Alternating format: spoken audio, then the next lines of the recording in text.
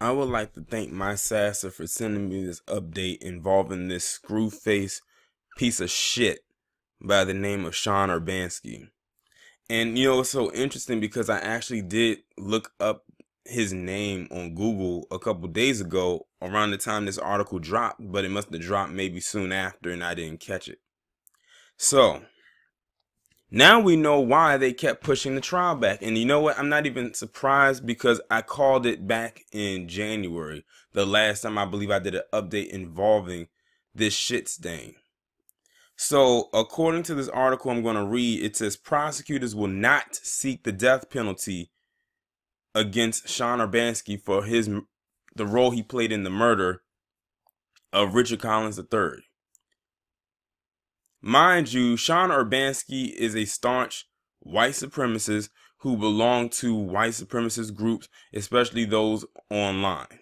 When they arrested him and they went and started to do the investigations to build up a case, they found him linked to a lot of white supremacist groups online. Before they even had a chance to try to scrub his accounts, they found all of that stuff. And he straight up murdered Richard Collins III back in 2017. Now they're saying they're not seeking the death penalty. This is why they kept pushing the trial back. Because his trial should have been started. As a matter of fact, his trial should have been started and been over with, and he should be in jail getting ready to be on death row. That's why they kept going to not wanting to seek the death penalty. Now that they have that going forward, now the trial will begin. I bet you they're not going to push it back any further. Let me read this article. The Federal Bureau of Investigation did not find enough evidence to suggest federal hate crime charges be filed against Sean Urbanski, who was charged with the murder of U.S. Army Lieutenant Richard Collins III. Now, listen, look at that little piece right there.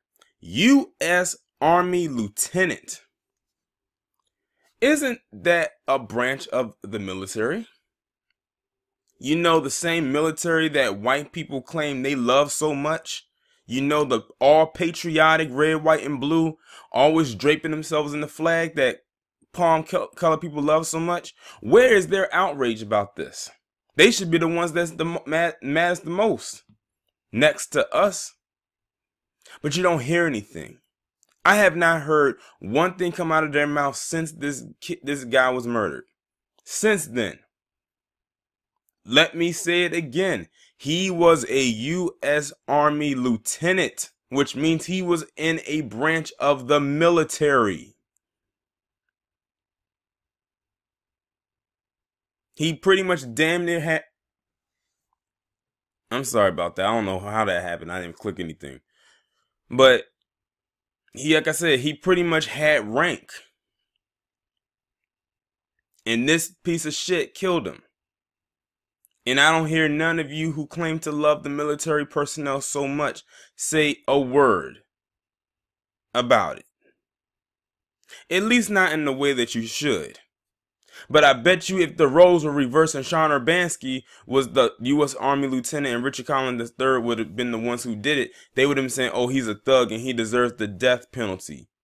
Y'all probably would have been going crazy if he didn't, if they didn't seek the death penalty against him, almost in the way that y'all went crazy when all the charges against Jussie Smollett got dropped. Oh, I'm going to hang that over y'all head for a while. Trust and believe that. But let me continue. Urbanski is still facing state charges in Maryland for first-degree murder and committing a hate crime resulting in death. See, they said you can get him on everything else. We just don't want you to kill him.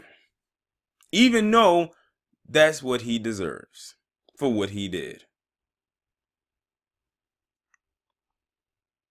The maximum penalty in Maryland for first-degree murder is life in prison with no chance of parole and 20 years for a state hate crime conviction. State and federal prosecutors have not said whether Sean Urbanski would face additional federal hate charges, which in some states make a defendant eligible for execution. So they're basically saying that he can still face those other charges, but because they removed the death penalty off the table, he will, even though it's eligible for the death penalty in some states, he will most likely dodge those anyway. They want to protect this piece of shit so bad. And oh, by the way, now the trial is currently set for July 22nd, 2019. We'll see if it actually stays this time, or if they're going to try to push it back some more so they can actually find a way to get those other charges removed. If they move that shit one more goddamn time, the family needs to find a way to get in contact with that damn judge and say, look, they cannot move this trial back anymore. It stays right here on this date.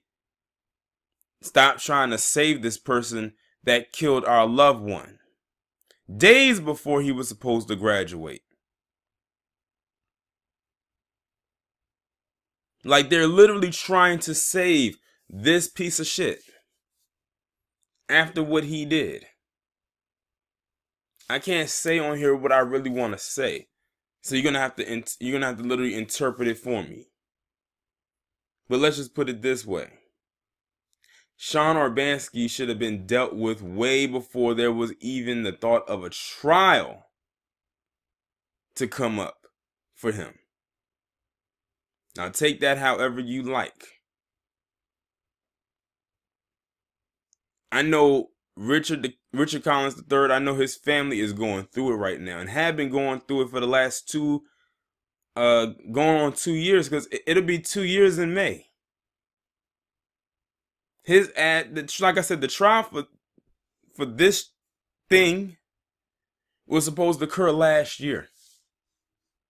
It would have been over by now. They pushed it back, and they pushed it back. I think they pushed this damn trial back 3 or 4 times. All so they could get the result that they wanted, and that was for them not to seek the death penalty. And the reason why, like I said, they kept pushing it back is because they knew that they had enough for them to seek the death penalty. Now all of a sudden they don't have enough evidence. Although, like I said, this guy has ties to white supremacist groups, which are hate groups. Unless the definitions have changed since then.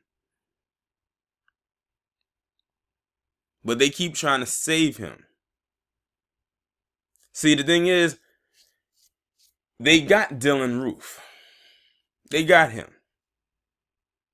His was too blatantly obvious. And he planned that for months. They're not about to allow Sean Urbanski to go down that same path of, death penalty. So now all they're going to be able to do is life in prison should he be convicted.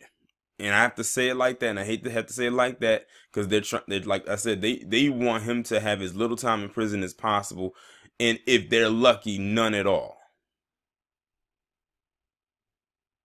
And that little 20 years, that's not going to mean, nothing if he gets life. But if they had it their way, they'll try to take the first degree off and get him stuck with that 20 years. And if they're even luckier, reduce it even lower than that. We've been on to their game for so long, and this is exactly why we say that the system works for them and not us, and we call it an unjust us system. Now, I dare them to say anything about a 2-tier system right now. They're not going to say it. I am one of the few people on YouTube who still follows this case. Whenever I tell people to send me something, an update, if I can't find it myself, I mean just that. And I'm glad that this was sent to me, because I didn't know that this came out 2 days ago. Even though I still been looking for stuff about it.